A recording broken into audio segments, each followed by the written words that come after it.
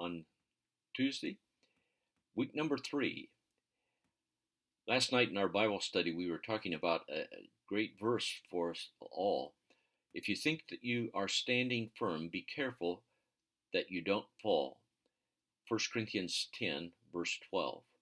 What a sobering warning that is to every one of us.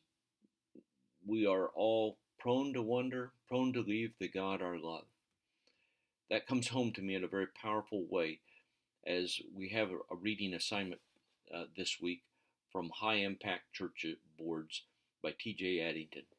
T.J. has had a marvelous ministry around the world, impacting people and churches in ways that are almost beyond description. But this summer he was relieved of all responsibilities with the Evangelical Free Church of America because of moral failure. What a sobering warning that is to you and to me. None of us are exempt from the clear spiritual warning that I just quoted. If you think you're standing, watch out. The devil is going to come after you like a roaring lion. I encourage you to pray for TJ and his family in this time of difficulty.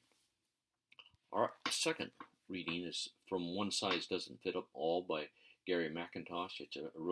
It's a fun book written from the perspective of an experienced pastor counseling a younger pastor who is in a small church setting. And you will find it very helpful. If you have time to read both of these books or either of these books in their entirety, I encourage you to do that. Always start with the introduction, and that helps you get on pace with the background and viewpoint of what the author is writing from. In our video, I want to just raise a very important issue. Dr. Knute Larson is very adamant. He calls it his hobby horse. And so you understand that it's his perspective that there ought to be only one church board. No matter what church you're in or where you go or where you're currently worshiping and serving, every church has its own culture that is established for years.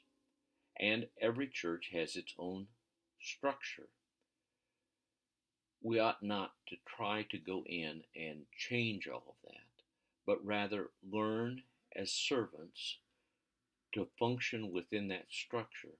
If there's a time that it needs to be changed, then God will provide that opportunity and give you the wisdom as to how to work with leadership to make those kind of changes.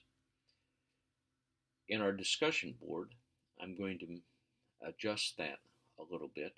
I'll write this out so you see it. But the discussion board will be, how does the idea of the soccer field apply in your church setting?